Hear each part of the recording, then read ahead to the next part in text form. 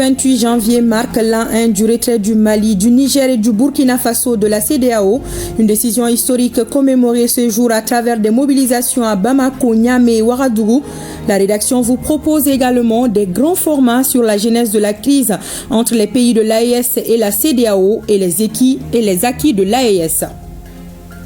Et nous recevons dans cette édition le ministre des Affaires étrangères et de la coopération internationale, Abdoulaye Diop. Le Mali mosaïque et pluriel se retrouve sur la place du cinquantenaire à la faveur de la 10e édition du festival Ogobanya, un rendez-vous annuel qui met à l'honneur la richesse et la diversité de la culture dogon. La communauté invitée cette année est ensemble pour le Mamala. Dans la chronique judiciaire, nous allons parler des innovations de la loi domaniale et foncière, l'une des réformes majeures du gouvernement. Le titre foncier est désormais le seul document légal en République du Mali en matière foncière. Les explications de Garibou Pérou en fin de journal. Voilà le sommaire. Vous servir est un plaisir. Bonsoir et bienvenue à tous. Monsieur le ministre, bonsoir. Bonsoir, madame. Je reviens vers vous dans un instant, le temps de suivre ce reportage. Il y a un an, les pays de l'AES se retiraient de la CEDEAO. Une décision historique qui fait suite à un certain constat d'échec de la part de la CEDEAO, l'imposition des sanctions illégales, illégitimes et inhumaines aux 3 pays lorsqu'ils ont décidé de prendre leur destin en main. Ce fut la goutte d'eau qui fera déborder le vase. Yaya Konaté nous fait la genèse de la crise entre les pays de l'AES et la CEDEAO.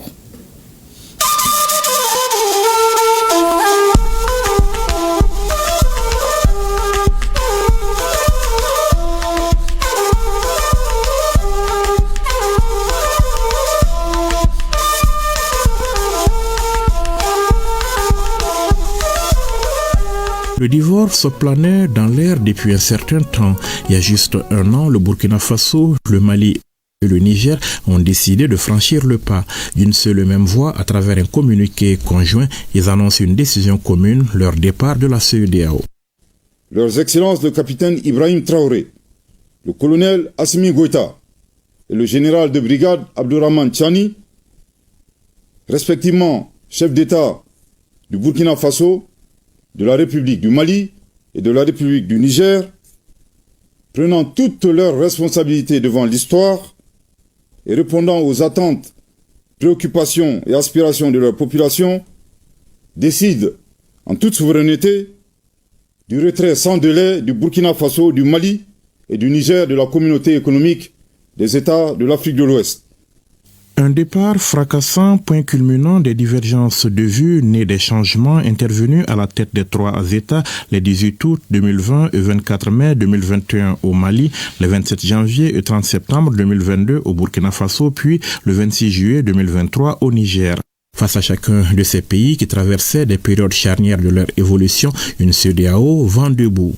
Fidèle à ses habitudes, la communauté économique des États de l'Afrique de l'Ouest exige le retour à l'ordre constitutionnel, brandit ou applique des sanctions. Pour ce qui concerne le Mali, la panoplie de sanctions mises en œuvre concernait, outre la suspension du pays, la fermeture des frontières, une interdiction de voyager pour certains dirigeants, la suspension des transactions commerciales et financières, le gel des avoirs à la Banque centrale et on en oublie volontiers.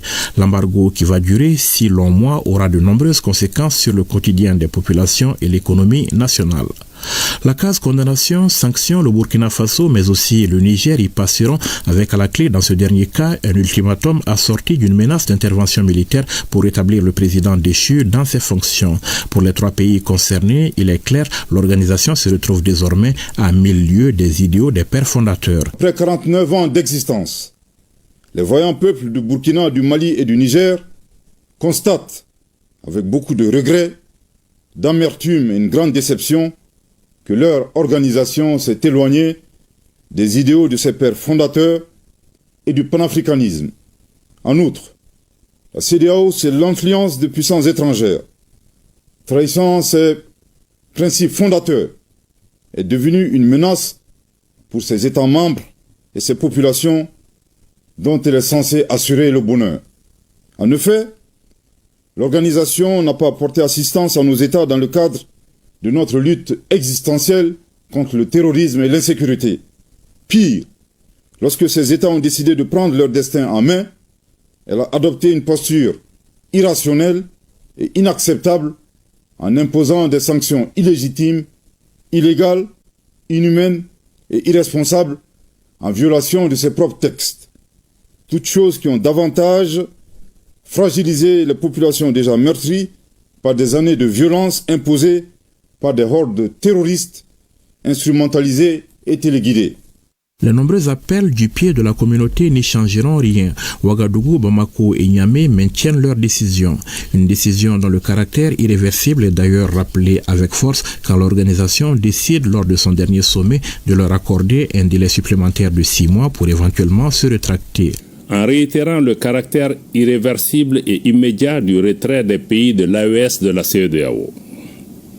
Dans sa déclaration du 14 décembre 2024, le Collège des chefs d'État de l'AES considère, à juste titre, la décision de proroger pour 6 mois le retrait du Burkina, du Mali et du Niger de la CEDEAO comme étant une énième tentative qui permettrait à la junte française et à ses supplétifs de poursuivre la planification et la conduite des actions de déstabilisation contre l'AES. C'est donc dans le respect total des textes de la communauté que nos États décident de s'en éloigner. Des textes qui disposent que le départ est effectif 1 an après son annonce. Le divorce désormais consommé, Bamako, Ouagadougou et Niamey peuvent poursuivre leur marche main dans la main sur la voie de leur souveraineté retrouvée dans une nouvelle alliance, la Confédération des États du Sahel. Et Monsieur le ministre, vous venez de suivre ce reportage. Comment vont les 3 pays de l'AES sans la CEDEAO? Merci beaucoup. C'est vrai que ce reportage nous ramène beaucoup de souvenirs. On réalise qu'il y a déjà 1 an que nos pays ont quitté la CEDEAO et je vois un peu toute la mobilisation qu'il y a eu autour de ça. Je peux dire sans risque de me tromper que nos pays, le Burkina Faso, le Mali et le Niger, restent debout, restent dignes, restent résilients, mais aussi nos populations restent confiantes en leur avenir, avancent avec détermination pour la réalisation de leur pleine souveraineté, parce que nos chefs d'État, ce qu'ils ont fait, c'est de reprendre en main les destinées de notre pays et aussi empêcher quiconque d'utiliser notre appartenance à une organisation. Le fait que nous ayons abandonné une partie de notre souveraineté pour la réalisation de l'unité africaine ne peut pas être utilisé en retour pour pouvoir punir, affamer nos populations et même menacer d'agresser nos pays. Depuis, nos pays aussi s'organisent aujourd'hui. Ce n'est pas qu'une réponse à la CEDEAO, mais nous avons décidé de faire ce que nous voulons et dans le cadre de l'AES en essayant de recréer une nouvelle forme de solidarité qui se fait dans le respect, qui se fait dans la complémentarité, qui se fait aussi dans l'union et l'unité de nos peuples pour se lever ensemble, combattre l'insécurité à travers la défense et la sécurité, mais aussi permettre à nos pays de parler d'une seule voix à travers notre action diplomatique, mais aussi renforcer les actions de développement sur le terrain pour pouvoir cimenter nos différents pays. Donc c'est vraiment le message, nous restons debout, nous avançons et nous regardons l'avenir avec beaucoup d'espoir, avec le sentiment que nous nous sommes réappropriés nos pays et nos destins, et c'est ce qui est le plus important. Notre histoire sera désormais écrite par nous-mêmes et pas par d'autres. Ok. Alors, Monsieur le ministre, vous venez de participer à une rencontre avec vos homologues à Ouagadougou sur les relations entre l'AES et la CEDEAO. Quelles sont les principales issues de cette rencontre? Bon, vous savez, cette rencontre de Ouagadougou n'est pas une première. Vous savez, depuis la mise en place de la Confédération des États du Sahel, vous savez, la diplomatie constitue un des piliers importants. Nous avons des échanges réguliers et toute l'année, nous avons travaillé sur un certain nombre de questions. Maintenant, la rencontre de Ouagadougou avait pour objectif essentiel, prenant acte aussi des évolutions qu'il y a eu dans notre région et du fait que ça fait 1 an que nous sommes sortis de la CEDEAO et que nous essayons nous-mêmes d'aller dans la direction que nous avons choisie, c'était de pouvoir finaliser l'approche qui a été adoptée entre nos 3 pays par rapport à la gestion de nos rapports avec la CEDEAO, mais d'entité à entité. C'est-à-dire que comment l'AES va établir ses relations avec la CEDEAO. Et dans ce contexte, vous savez qu'on a perdu près de 11 mois après notre sortie. La CEDEAO n'avait pas réalisé, n'avait même pas pris au sérieux notre sortie. Et je pense qu'il y a eu des tentatives plus ou moins heureuses ou malheureuses de pouvoir nous faire revenir. Et tout ça, ça nous a fait perdre du temps pour finalement réaliser de leur côté que notre décision était définitive. Et à partir de cet instant, le 13 janvier, nous avons reçu un courrier de la commission de la CEDEAO proposant des discussions. Nos pays n'ont jamais été fermés. D'ailleurs, sous la direction de nos chefs d'État, le président Goïta du Mali, le président Traoré du Burkina et le président Tchani du Niger, il a été convenu d'accepter cette main tendue et d'aborder la discussion collectivement en tant que Confédération des États du Sahel avec la CEDEAO pour pouvoir nous mettre d'accord sur les arrangements à mettre en place pour une coexistence pacifique des deux organisations, mais surtout travailler à la préservation des intérêts de nos populations. Donc c'était vraiment l'objectif essentiel de la réunion de Ouagadougou, de vraiment pouvoir aller dans une approche collective des échanges pour parvenir à un accord. D'accord. Alors, vous avez tantôt parlé de tentatives pour vous faire revenir. Est-ce que vous avez envisagé des négociations à ce stade? Si oui, concrètement, sur quel volet? Madame, il faut réaliser d'abord que nos pays sont sortis de la CEDEAO le 28 janvier 2024. Je le répète, le 28 janvier 2024, il y a un an. Donc, pour nous, toute discussion ne peut porter que sur la suite de notre retrait par rapport à ça. Donc, maintenant, vous savez, c'est une organisation qui a été bâtie quand même sur plusieurs décennies. Il y a plusieurs accords, arrangements qui ont été mis en place. Donc, c'est nécessaire. Quelqu'un a parlé, je pense que j'écoutais le Premier ministre tout à l'heure, il parlait en tant que porte-parole du gouvernement, il a parlé de certains, ou bien c'est le journaliste qui a parlé de divorce. Même dans le cadre d'un divorce, tout ne se règle pas en un jour. Je crois qu'il y a la garde des enfants, il y a beaucoup de choses. Donc, ce sont ces discussions que nous devons avoir pour pouvoir avoir des accords nécessaires. Moi, je crois à partir du moment où ils viennent maintenant pour pouvoir discuter des suites données à notre retrait et que nous-mêmes nous sommes dans la disposition de discuter pour faire avancer les intérêts de nos populations, je reste confiant que nous allons trouver les terrains d'entente nécessaires qui puissent préserver la stabilité et la quiétude, la stabilité de la région, mais aussi la quiétude de nos populations. D'accord, Monsieur le ministre. Nous allons suivre ce reportage à présent. Les trois dirigeants ont donc décidé de cheminer ensemble, car ayant les mêmes destins de sa création à nos jours que d'acquis. Et d'ailleurs, c'est le Mali, à travers la personne du général d'armée Assimi Goïta, qui assure la présidence de la Confédération. Ibrahima Traoré, dans ce reportage, revient sur quelques acquis. Suivons ensemble. Niger.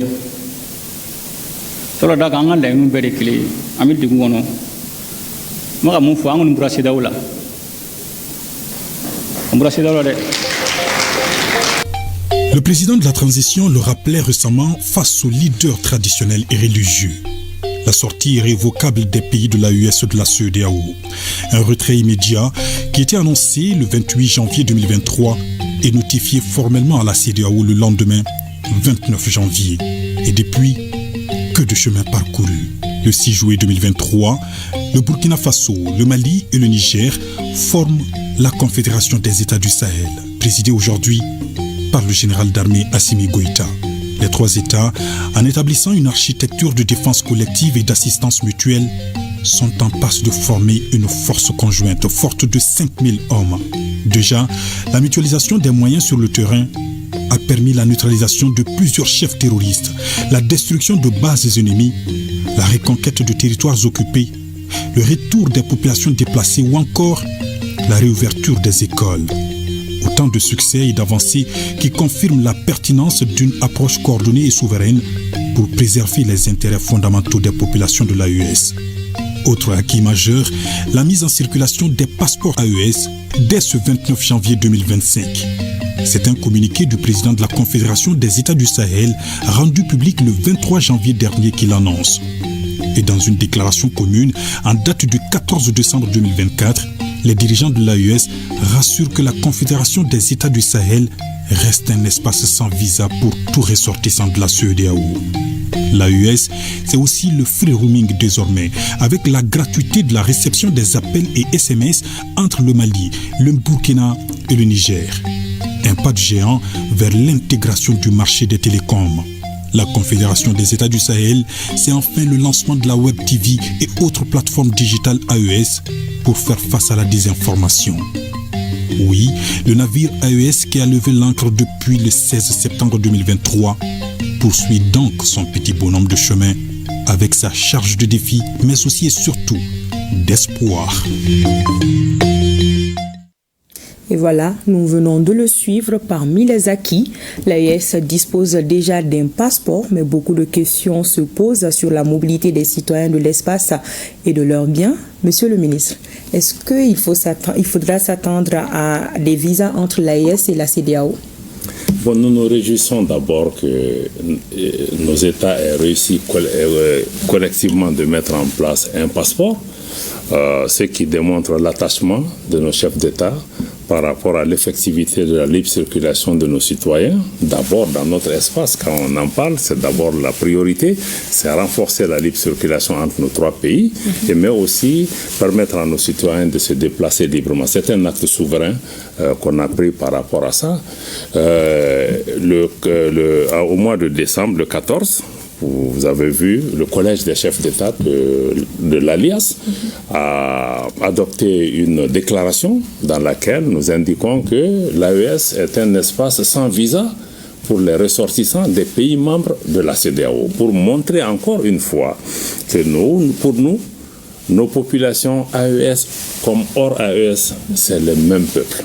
Donc, renforcer leur identité, ils peuvent continuer à se sentir chez nous et qu'ils n'auront pas besoin de visa par rapport à cela.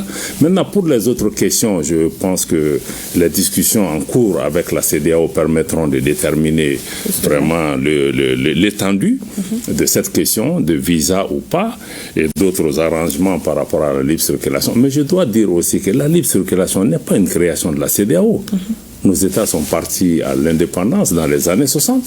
De 60 jusqu'à 1975, vous n'avez pas entendu d'imposition de visa entre nos pays. Ce sont les batailles, les résultats des luttes des pères fondateurs des indépendances pour pouvoir créer des relations fortes de solidarité entre nos pays.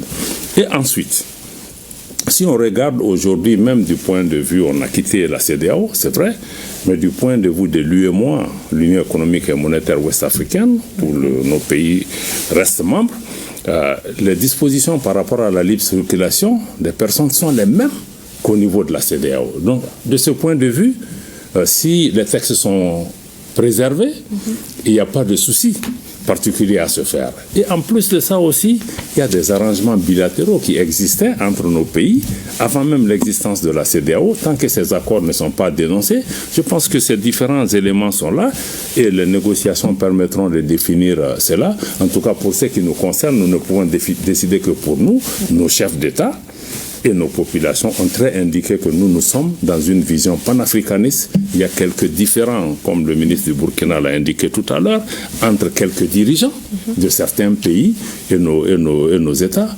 Mais pour nous, nous sommes les mêmes peuples. Nous ne travaillons pas à diviser la population. Et nous travaillons en tout cas à trouver les arrangements nécessaires pour préserver nos populations. Parce qu'encore une fois, il faut que les uns et les autres sortent de la dynamique de dire qu'on va punir les populations pour renverser les régimes, pour pouvoir les soulever contre leur régime.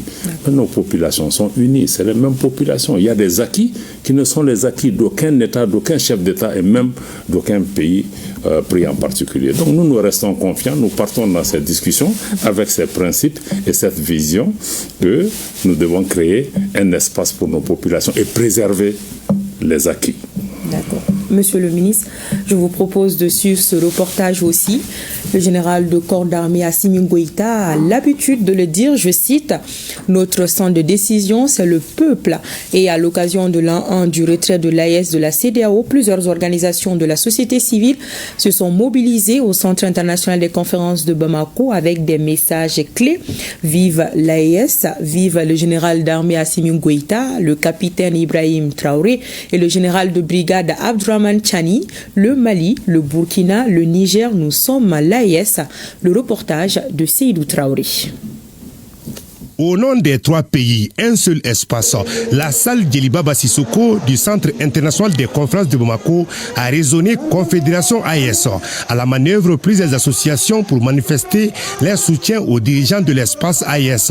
Au menu, démonstration des taekwondo 1, des prestations d'artistes et des messages de reconnaissance pour les dirigeants du Mali, du Burkina Faso et du Niger. Le 28 janvier 2024, dans un communiqué conjoint, le Burkina Faso, le Mali et le Niger ont annoncé leur retrait de la CEDEAO.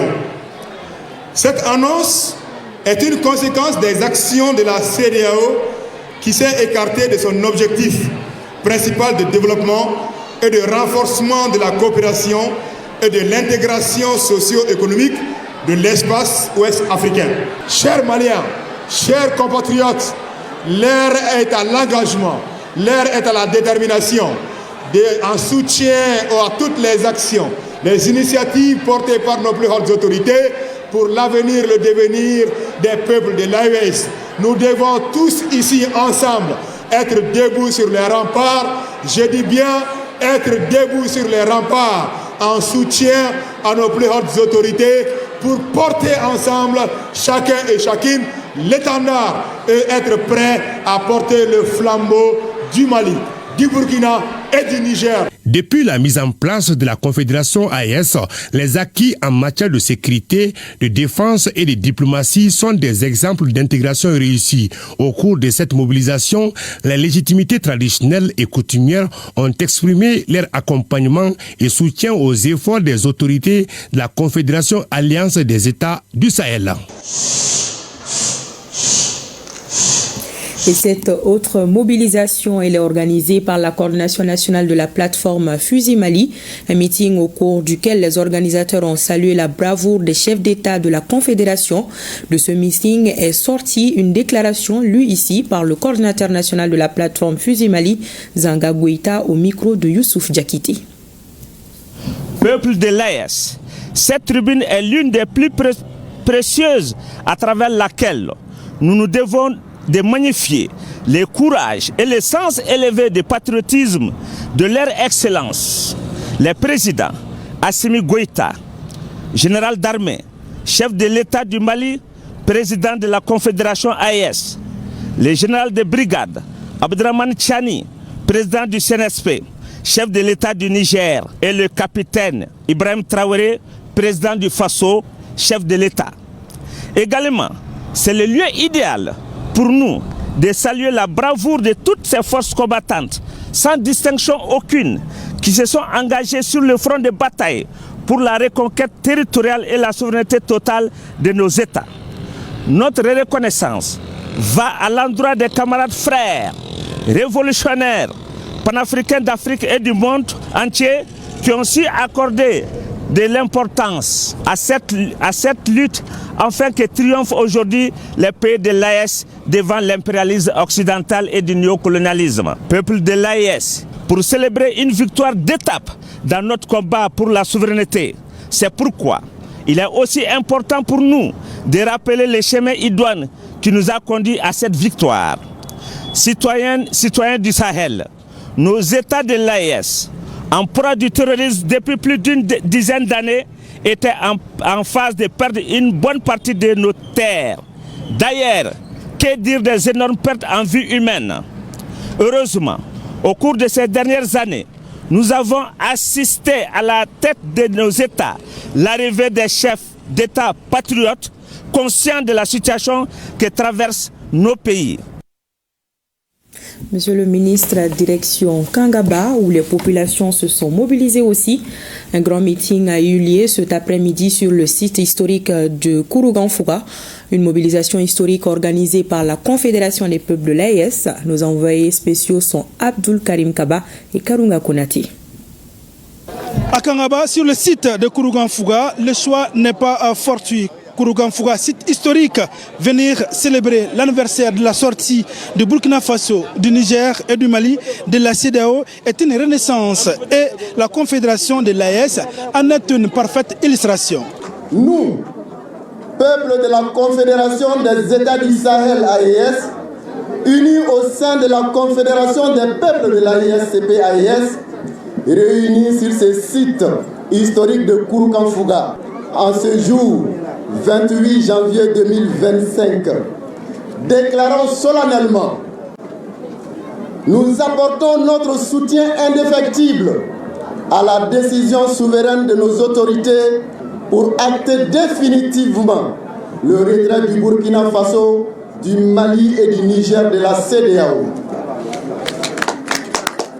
Nous nous engageons à accompagner les autorités du Burkina Faso, du Mali et du Niger pour concrétiser les idéaux de la Confédération des États du Sahel AES.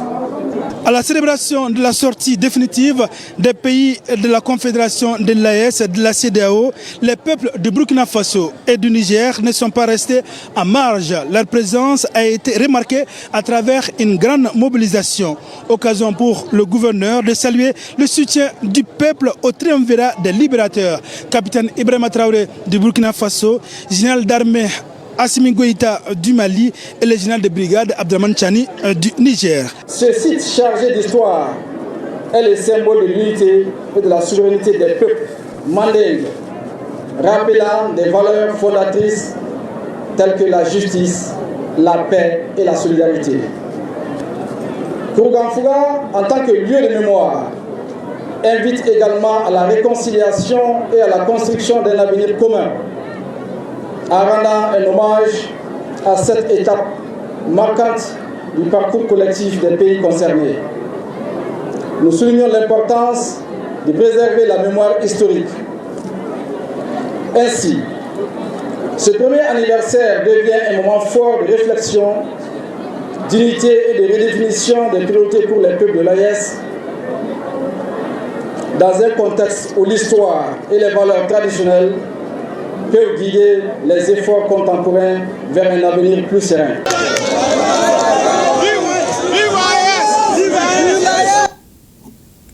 Et au Burkina Faso, la coordination des associations de veille citoyenne a mobilisé les forces vives à la place de la révolution. Voyons les temps forts avec nos confrères de la RTB. Un cercueil pour la communauté économique des États de l'Afrique de l'Ouest, CEDEAO. Ainsi, la coordination nationale des associations de veille citoyenne célèbre les obsèques de l'organisation sous-régionale. Nous sommes à la place de la révolution de Ouagadougou où la coordination commémore l'an 1 du retrait des pays de la Confédération des États du Sahel de l'instance ouest africaine. Plusieurs milliers de Burkinabés sont donc sortis pour la circonstance. À travers cette mobilisation, la veille citoyenne célèbre une victoire d'étape dans la marche de l'AES vers la souveraineté totale.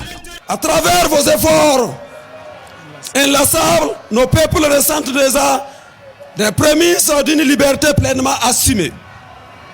La lutte pour la reconquête de nos territoires et pour la libération totale de nos espaces ne fait que renforcer la confiance de chaque citoyen envers vos actions. Le peuple burkinabé, fier et debout, vous exhorte à poursuivre avec dignité et fermeté toutes les initiatives visant à garantir la souveraineté de nos nations. Le meeting du non-retour à la CEDEAO, disent-ils, est également le lieu pour féliciter les dirigeants de l'espace confédéral pour les différents efforts consentis en faveur d'un peuple soif de paix et de liberté. Une dynamique dans laquelle s'inscrit le discours de la Commission nationale AES qui appelle à son tour à une mobilisation sans faille pour la victoire finale. La lutte sera longue. Et sera longue parce que la conquête de la souveraineté, au plan politique, au plan économique, au plan sécuritaire, au plan culturel, au plan social, ce n'est pas de l'amusement. Mais justement, nous ne sommes pas des peuples d'amusement. Voilà pourquoi nous allons avancer de façon victorieuse et la victoire répondra présent. Le chef du gouvernement, lui de son côté, revient sur les exploits du peuple ainsi que les difficultés rencontrées dans cette marche audacieuse vers l'indépendance réelle. Et le navire AES y arrivera avec tous ses occupants, rassure Imtalba Jean-Emmanuel Ouedraogo. Nous avons aussi entendu le message qui a été porté ici par le leader de la veille citoyenne. La CEDEAO, c'est l'une des cordes de notre asservissement qui a été coupée net le 28 janvier 2024. Nous savons qu'il y a d'autres cordes qui restent. Mais nos trois chefs d'État tiennent toujours la hache fermement. La force de la locomotive de la Confédération AES, c'est le peuple, et le chef du gouvernement burkinabé lui rend ici un vibrant hommage pour le chemin parcouru. Le meeting du 28 janvier connaît également la participation de délégations venues du Mali et du Niger pour soutenir leurs frères burkinabés. Et monsieur le ministre, les Nigérians ont également battu le pavé ce matin.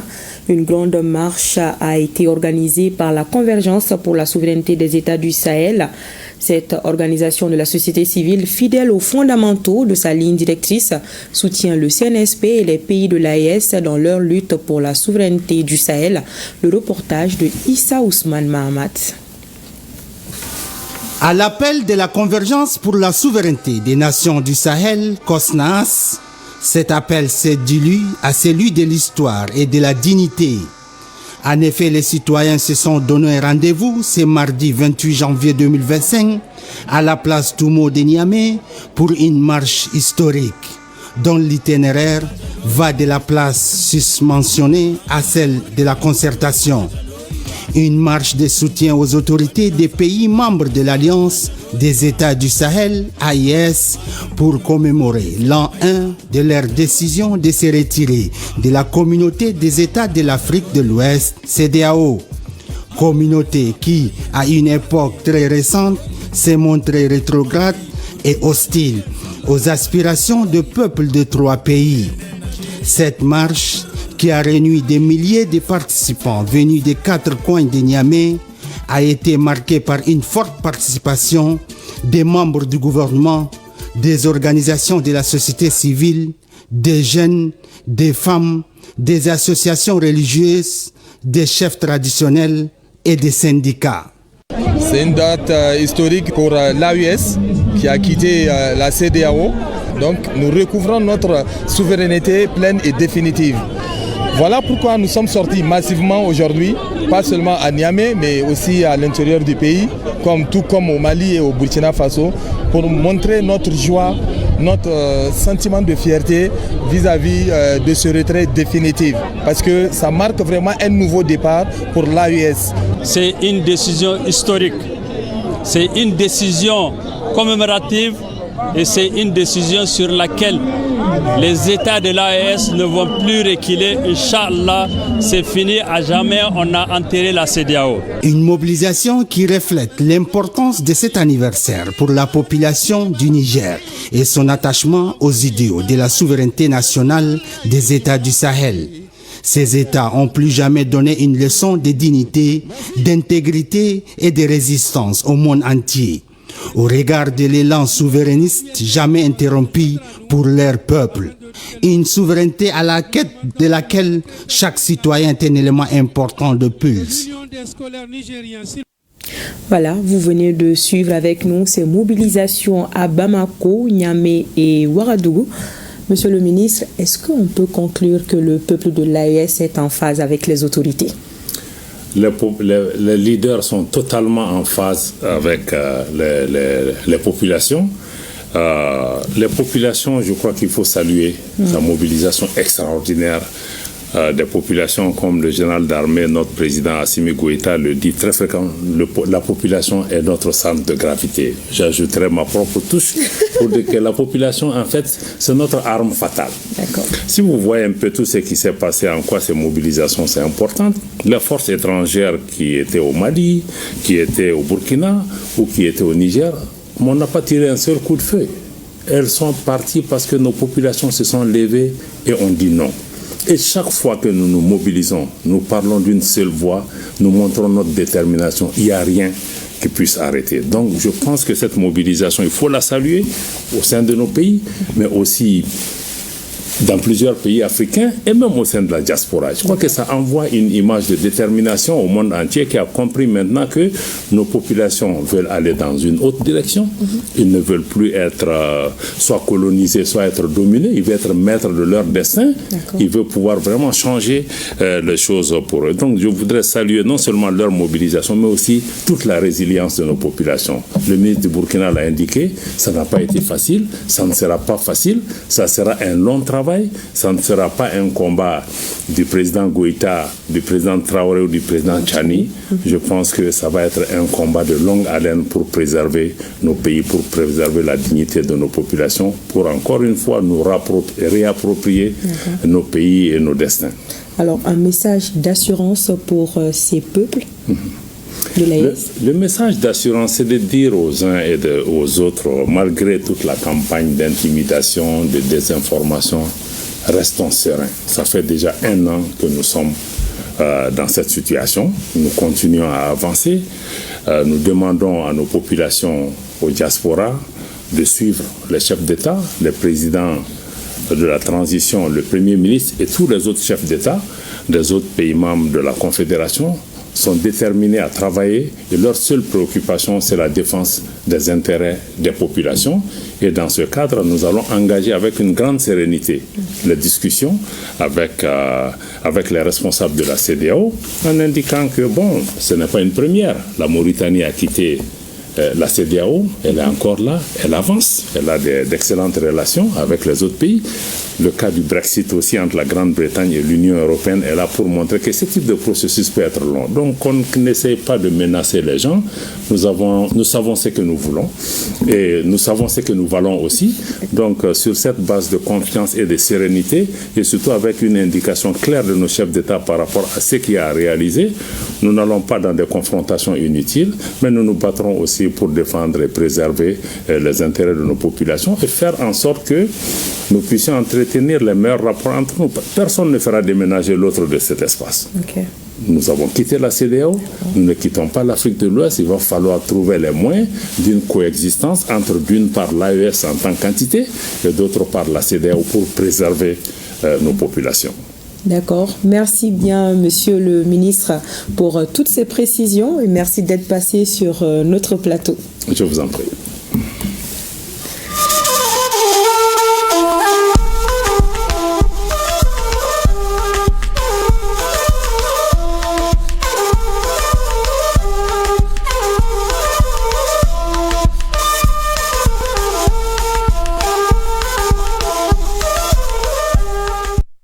Suite de cette édition, rencontre inaugurale de la commission de rédaction du projet de charte nationale pour la paix et la réconciliation nationale.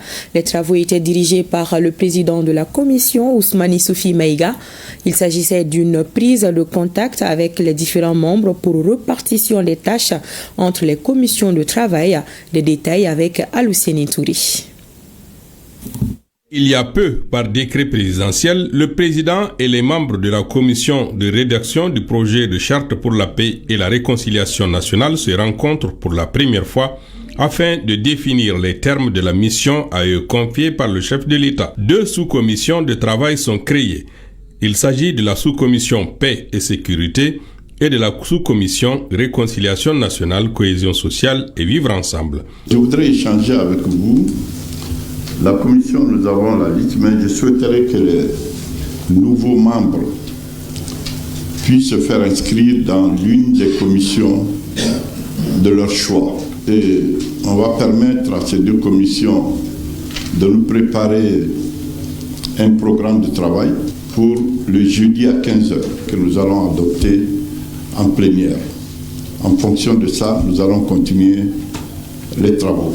La commission est élargie à plusieurs membres du gouvernement qui devront apporter les inputs du gouvernement dans les matières qui les concernent. Cette fois-ci, le président a élargi à ce qu'un certain nombre de ministres participent à la rédaction de cette charte afin qu'ils puissent nous éclairer sur la vision du gouvernement sur leur éclairage en tant que ministre en activité.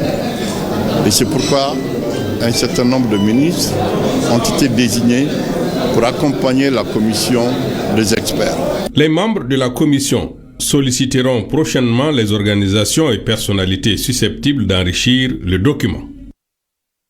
Le ministère délégué chargé des réformes politiques et du soutien au processus électoral poursuit sa campagne d'information et de sensibilisation sur les réformes politiques, institutionnelles, administratives et électorales.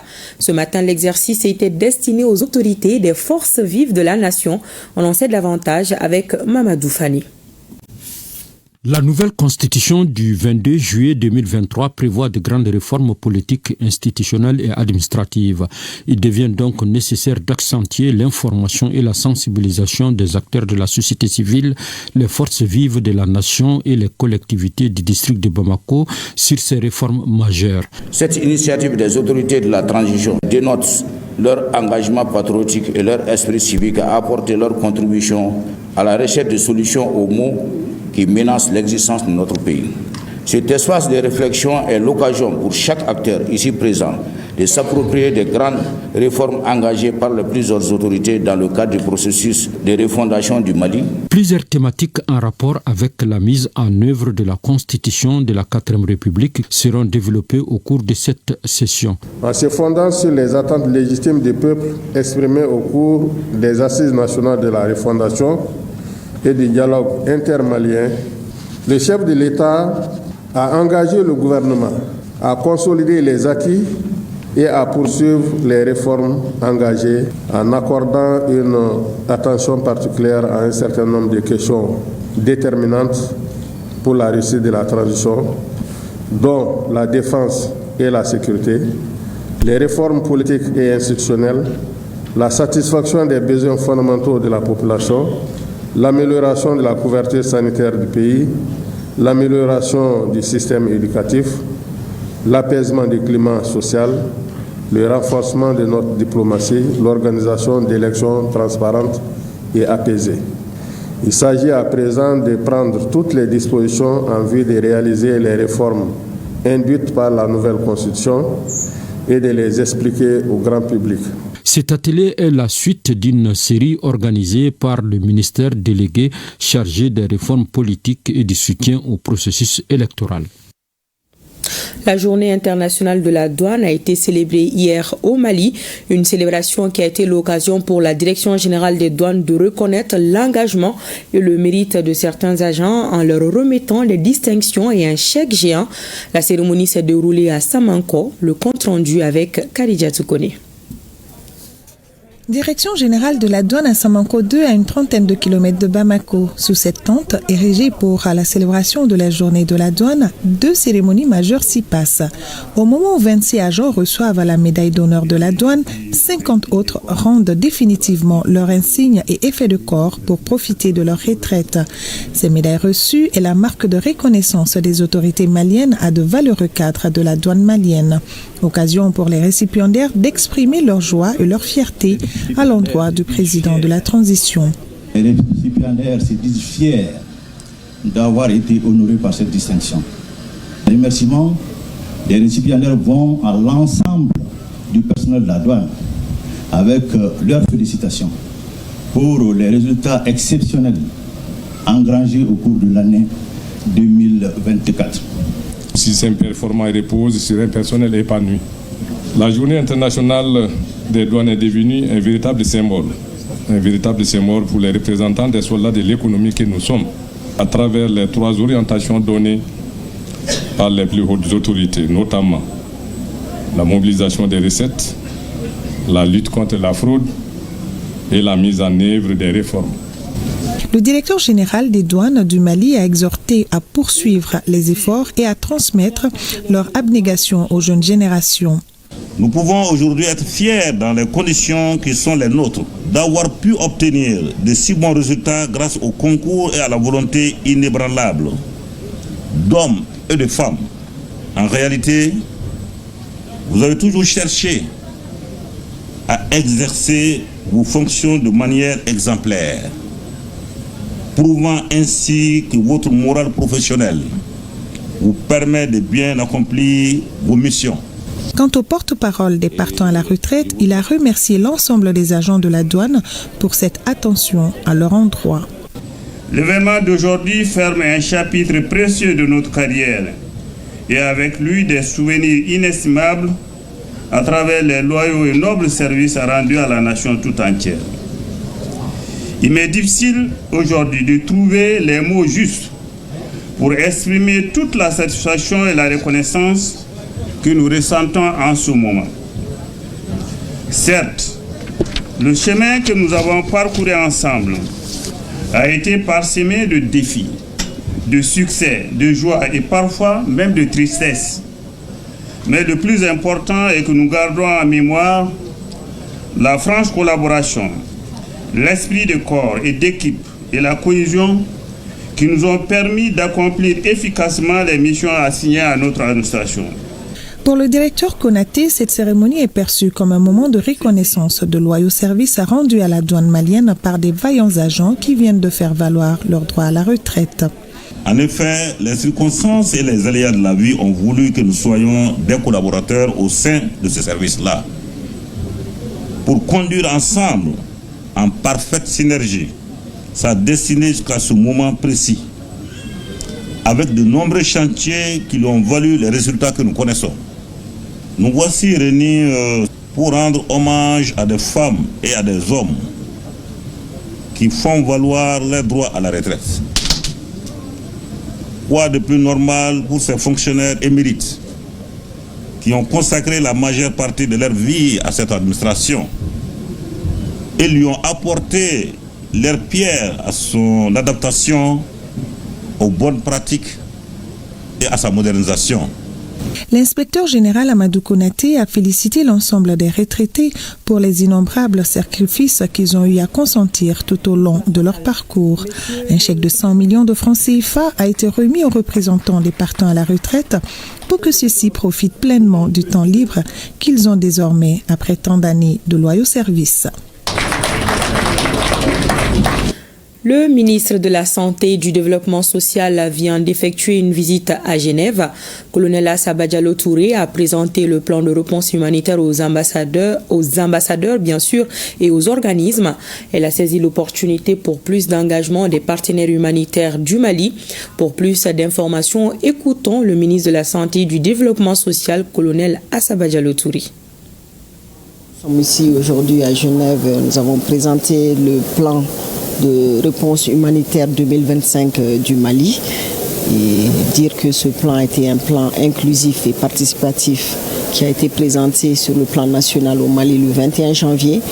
Aujourd'hui, nous l'avons présenté aux différents ambassadeurs, aux organismes et je félicite les uns et les autres et remercie surtout pour l'enthousiasme qui a provoqué ce plan et voir que tous sont prêts à accompagner le Mali pour la réalisation de ce plan. Et particulièrement, je remercie les représentants du Burkina Faso et du Niger qui sont à nos côtés, eux avec qui nous avons maintenant un peuple et un même destin. Vivement la réalisation de tout ce qui a été élaboré pour ce plan, pour le bonheur de nos populations. On a tenu à dire aux humanitaires que la solidarité pour l'exécution de ce plan est indispensable parce que les populations, les crises humanitaires n'ont pas de frontières. Et on est obligé de s'aider les uns et les autres, avoir cette solidarité pour que nos populations aient une vie plus facile. La CMDT et son partenaire Better Coton luttent contre le travail des enfants dans les zones cotonnières. Ils veulent mettre en place un système de suivi et de remédiation du travail décent des enfants. C'est à la faveur d'un atelier tenu ce matin à Bamako. Boubacar Bablé Touré pour plus de précisions. La problématique du travail des enfants dans le secteur agricole, en l'occurrence dans les zones cotonnières du Mali, est un enjeu majeur pour la CMDT et son partenaire Better Coton. Les deux structures, main dans la main, décident d'améliorer l'engagement au niveau communautaire pour un travail décent pour les enfants dans les exploitations agricoles. C'est le sens de cet atelier dont l'objectif est la mise en place d'un système de suivi et de remédiation du travail décent dans les zones cotonnières du Mali.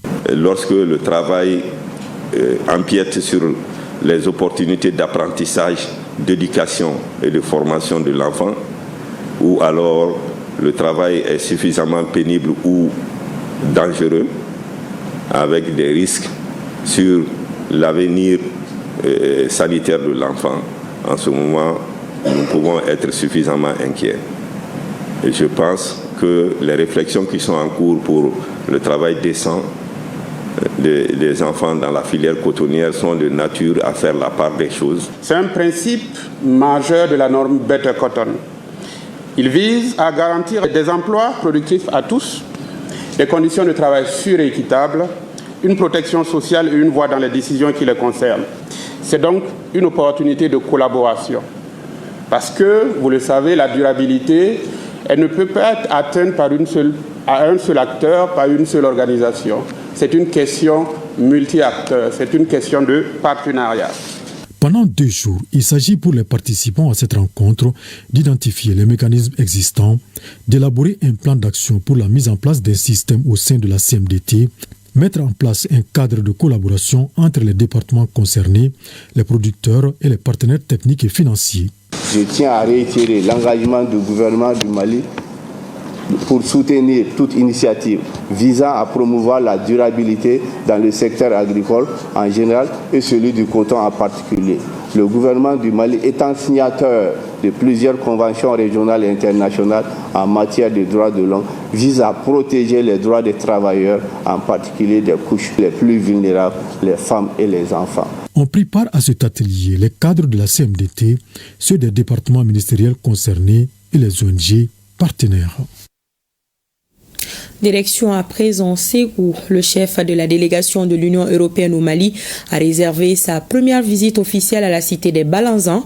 Au menu, échange entre Thomas Eker et les autorités administratives et surtout la visite de structures ayant bénéficié de l'accompagnement de l'Union européenne à travers le programme alimentaire mondial et CARE international.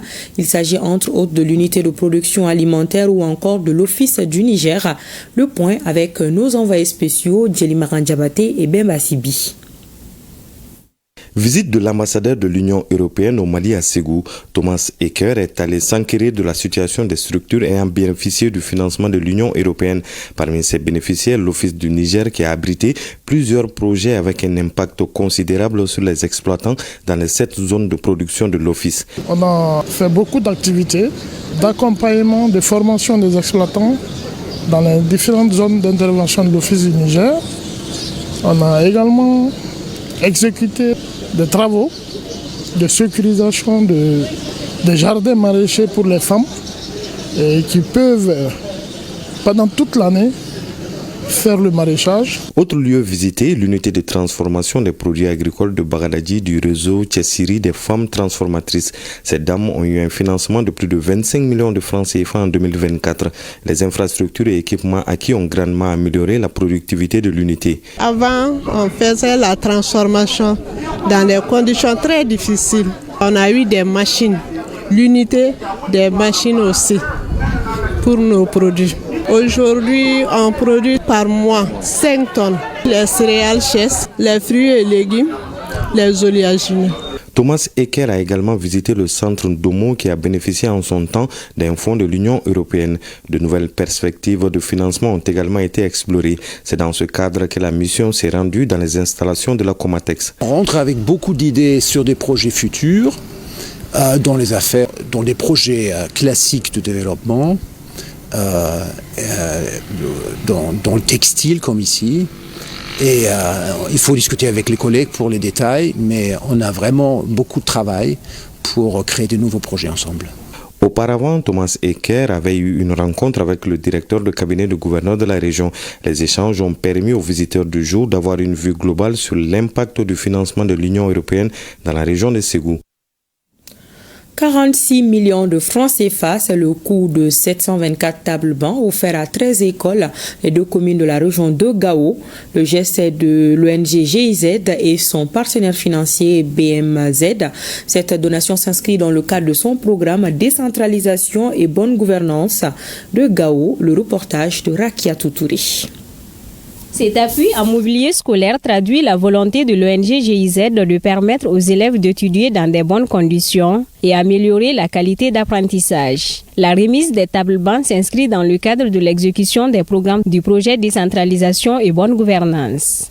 En 2023, compte tenu du mouvement massif des personnes déplacées internes dans la région de Gao, le PAD 3 a bénéficié du ministère fédéral de la coopération économique et du développement d'un budget supplémentaire en vue d'améliorer la résilience des communes de Gao et de Gunzurei à travers le renforcement des services sociaux de base. Cet appui qui constitue l'axe 5 du projet est d'une valeur de 46 millions de francs CFA répartis entre 6 écoles fondamentales, à savoir le groupe scolaire Château Extension, le groupe scolaire Sosokwera dans la commune urbaine de Gao, Bagunje premier cycle, Bagunje second cycle et Kaji Gungumari dans la commune rurale de Gunzurei. Les 724 tables-bancs remises aux communes de Gao et de Gunzurei contribuent à réduire les besoins dans les établissements bénéficiaires. 724 tables-bancs vont pouvoir servir 1428 élèves. C'était un besoin réel qui était là et vraiment ils viennent de prendre en partie ces besoins-là en charge, ce qui nous permettra d'atteindre nos résultats escomptés en matière d'éducation dans la région de Gao. En mettant à notre disposition ces tables-bancs, vous venez encore une fois de plus de prouver que la coopération entre la République du Mali et la République fédérale d'Allemagne se porte bien. Le bon usage en sera fait de ces tables-bancs et personnellement, je veillerai à ce que les écoles cibles puissent en bénéficier. Le projet décentralisation et bonne gouvernance intervient dans 3 régions du Mali, à savoir Koulikoro, Ségou et Gao. La Fondation pour l'enfance, à travers Honorable Mamadou Bakari Sidibé, vient de faire un don au cercle de Yanfolila. L'initiative entre dans le cadre de la commémoration du décès de feu Amadou Toumani Touré dit ATT de Bougouni, le reportage de Abdul Karim Konaté.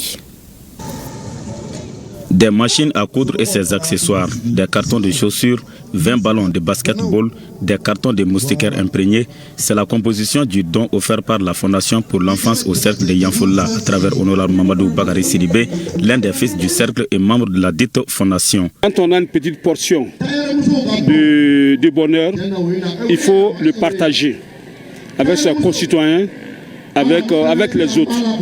Donc je pense que donner aujourd'hui des machines, en tout cas tous ces kits-là à la population, cela prouve à suffisance que le slogan qu'elle a toujours dit, ce slogan est en train de se matérialiser avec cet événement. Cette donation vise à célébrer la mémoire du fait général Amadou Toumani Touré ATT, élargir les actions de la Fondation à travers le pays, mais aussi améliorer les conditions de travail des bénéficiaires afin d'exercer des activités génératrices de revenus. Nous remercions notre maman, Madame Touré Lobo Traoré, qui a eu cette initiative de faire ces dons à la population du cercle de Yanfolila. Sans oublier aussi l'honorable Mamadou Bakari Sidibé qu'il trouve ici notre gratitude. Au nom des hautes autorités, nous leur disons merci et merci encore. En demandant ceci à tous les ressortissants de Ouassoulou de pouvoir emboîter ses pas. Notons que la cérémonie de remise de ces dons a enregistré la présence des autorités administratives, politiques et coutumières du cercle de Yanfolila. Autre temps fort de cette cérémonie, des prestations d'artistes du terroir, en l'occurrence Nyanamaletou qui a émerveillé plus d'un. Bamako abrite depuis ce matin une rencontre sur la gestion intégrée des ressources en eau dans 9 pays, un projet régional qui vise à améliorer la gestion, la gouvernance et la conservation des ressources en eau. La rencontre se tient à la Direction nationale de l'hydraulique, le reportage de Bokari Koulibaly. Déficit chronique lié à l'inégalité des précipitations, insuffisance de gestion des ressources, accroissement démographique, voilà autant de facteurs nuisibles pour le fleuve Niger. Pour faire face à ces défis, un projet régional dénommé NB-ITAS a été mis en place. Le plan d'action stratégique du dit projet est soumis à l'appréciation des acteurs des questions hydrauliques pour validation. Le présent atelier de validation constitue une étape cruciale pour affiner et finaliser les plans d'action régional, garantissant ainsi son efficacité. Il a pour objectif de partager les résultats de l'étude. Il s'agit donc de façon spécifique d'informer les participants de tous les aspects relatifs au plan d'action stratégique, de l'intégration de la gestion conjonctive des eaux souterraines et des eaux de surface transfrontalières. Initiée sous l'égide de l'Observatoire du Sahara et du Sahel, la validation du plan d'action stratégique du projet NB-ITAS devra permettre aux représentants des pays concernés d'exprimer leurs priorités et attentes. La rencontre d'aujourd'hui marque donc une étape clé dans notre engagement collectif pour améliorer la gestion, la gouvernance et la conservation des ressources en eau de ces aquifères transfrontaliers, véritable lien entre nos pays et nos populations. Le bassin du fleuve Niger et les systèmes aquifères ITAS constituent de véritables atouts pour ces populations. La gestion durable de ces ressources est essentielle pour la résilience des communautés et des écosystèmes locaux. Rendez-vous du donner et du recevoir à la place du cinquantenaire. C'est à la faveur de la 10e édition du festival culturel Ogobanya qui s'est ouvert hier et ce jusqu'au 2 février prochain. Ce rendez-vous annuel est un cadre de valorisation, de promotion de la culture malienne. Le thème de l'édition 2025 est « Dialogue entre tradition et modernisme, santé, culture, environnement et architecture au service du développement ». Le reportage de Aridou Matina.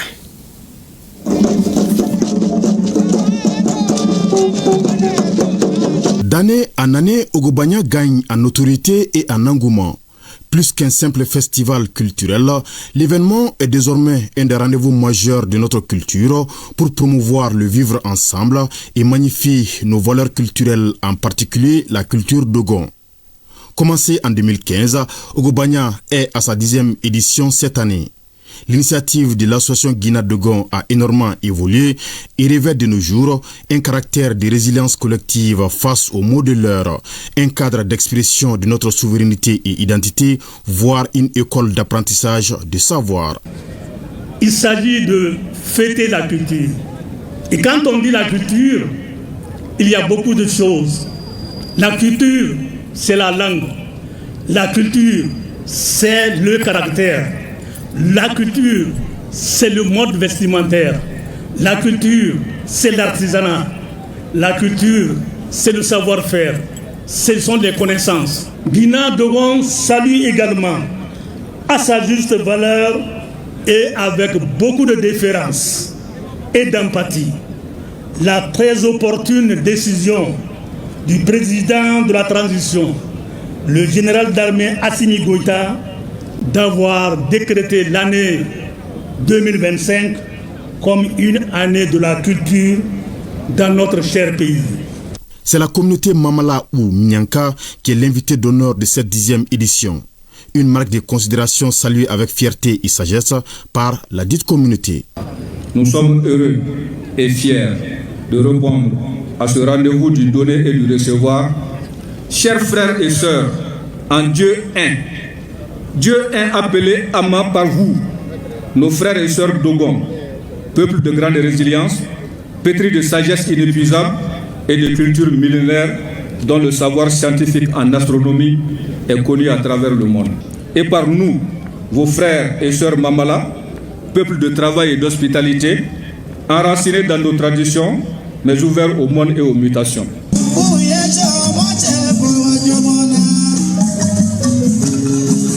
Quoi de plus noble et de plus fort que la culture Dogon pour célébrer et magnifier le riche patrimoine de notre pays. Donc je voudrais les saluer.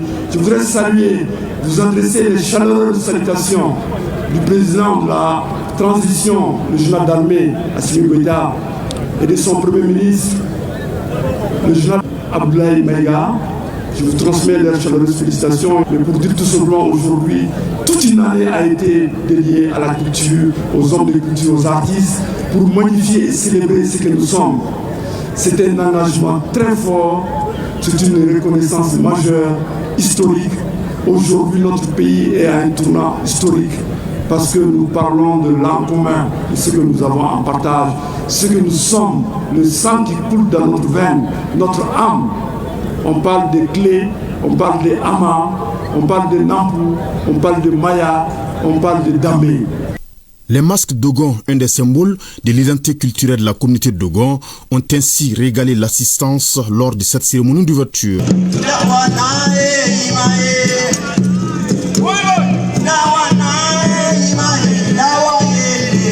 Le festival Ogobanya 10e édition sera marqué par plusieurs activités, comme des foires d'exposition, des soirées de cohésion sociale, des conférences, débats, des sorties de masques, des luttes traditionnelles et des courses de pirogues.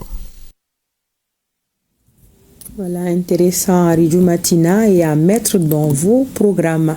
Les affaires liées au foncier ont atteint une proportion inquiétante.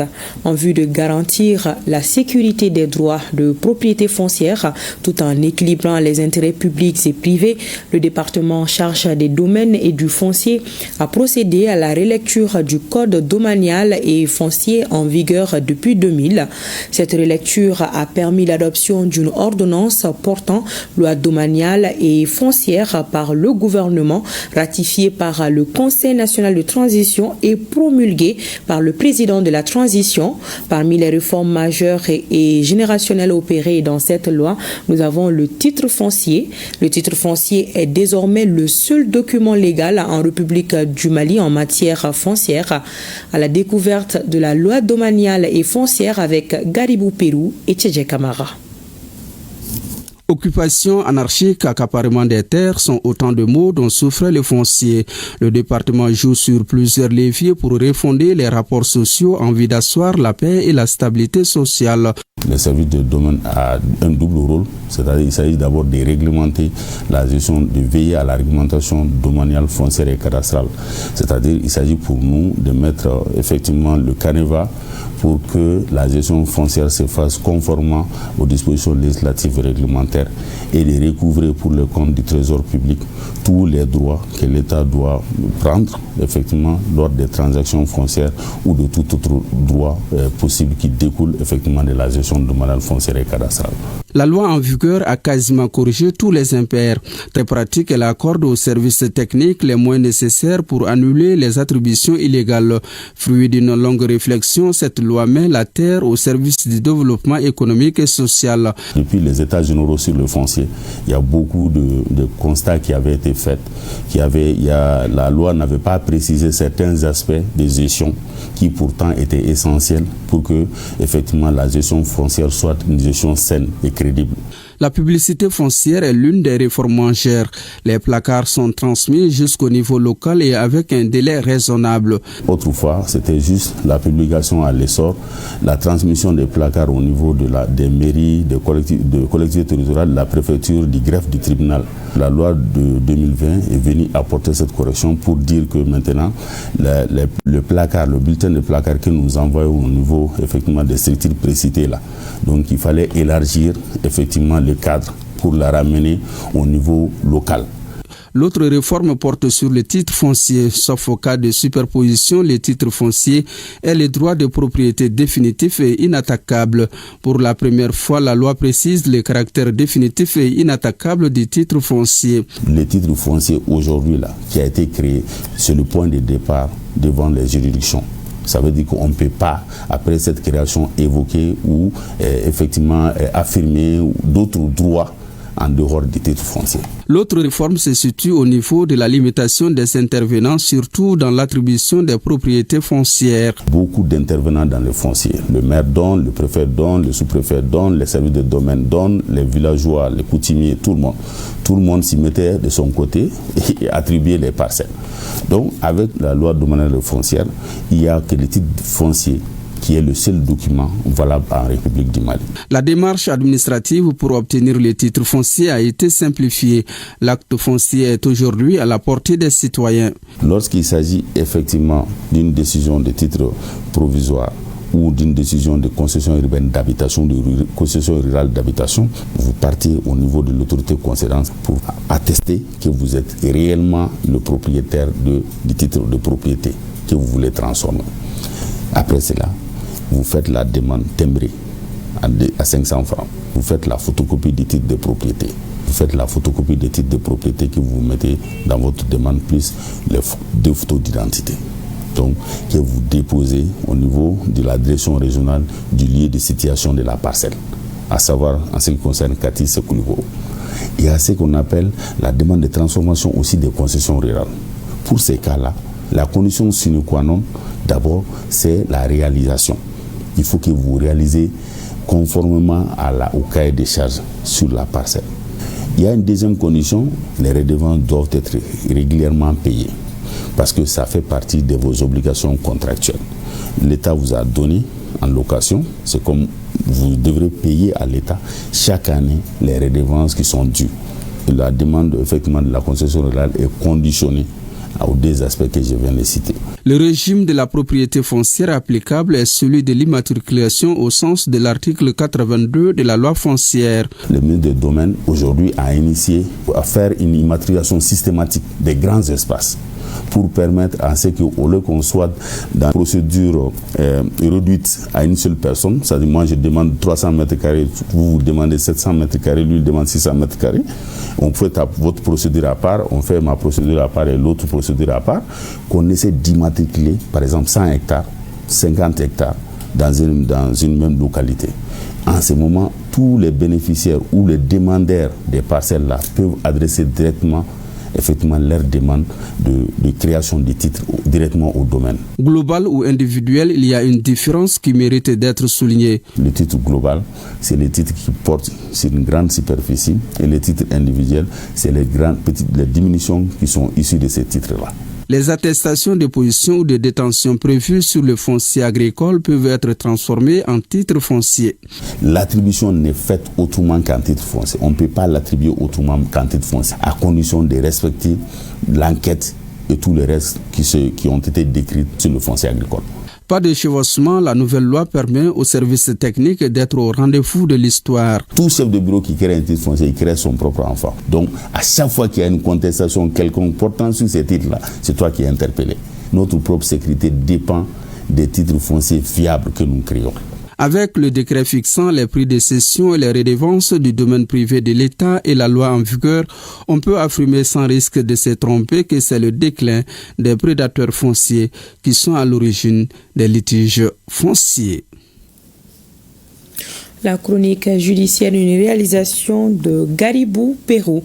Sport, football, tirage au sort CAN 2025. Le Mali a hérité du groupe A en compagnie de 2 vieilles connaissances, le Maroc et la Zambie, et une découverte, les Comores. La bataille s'annonce explosive. Les aigles du sélectionneur Tom Saintfield seront prêts pour ce rendez-vous continental. Le peuple malien rêve d'une première étoile en CAN. Siragatou Cissé revient sur le tirage au sort et les chances des aigles du Mali. Suivant. Le Mali est dans le groupe A avec le Maroc, la Zambie et les Comores. Les aigles vont participer à leur 14e phase finale de CAN. La meilleure performance reste la 2e place obtenue en 1972. Le Mali et ses 3 adversaires du premier tour ont tous terminé premiers de leur groupe respectif, ce qui met du piment en prélude au futur choc. Et quand tu veux rester long, tu dois être professionnel et gagner des matchs aussi difficiles. Et je pense que chaque équipe peut gagner contre l'autre, notamment Maroc est le grand favori. C'est intéressant, mais je suis très content avec les tirages. Le Maroc en 1976 et la Zambie en 2012 ont la particularité de monter sur le toit de l'Afrique. Les Comores, eux, ne sont seulement qu'à 2 participations. Leur meilleur palmarès est le ticket des 8e de finale en 2021. Les aigles du Mali gardent un mauvais souvenir des Lions de l'Atlas du Maroc et des Chipolopolo de la Zambie. Défaite 4-0 en demi-finale de CAN en 2024 et 1994. S'agissant des Comores, ils vont croiser le Mali pour la première fois. Auparavant, les 2 sélections s'expliqueront en mars et septembre en éliminatoire de la Coupe du Monde 2026. Le programme des aigles du Mali à la CAN est le suivant. 22 décembre, Mali-Zambie. 26 décembre, Maroc-Mali. et 29 décembre, Comores-Mali. On a une bonne équipe, on n'a pas peur de aucune équipe et on a dit on veut jouer 7 matchs au Cannes, ça dit le final ou le final des équipes qui perdent le demi-finale. Quand on est peur maintenant de notre équipe, on ne peut pas venir ici. Je suis très content et on va être prêt. Vu son rang de 9e africain et 51e mondial, le Mali ne devrait pas souffrir pour sortir du groupe A. Et c'est tout ce qu'on pouvait retenir de cette édition. Grand merci à nos téléspectateurs de Ottawa, Québec et Vancouver. Pensée spéciale à nous, Fama. Bonsoir.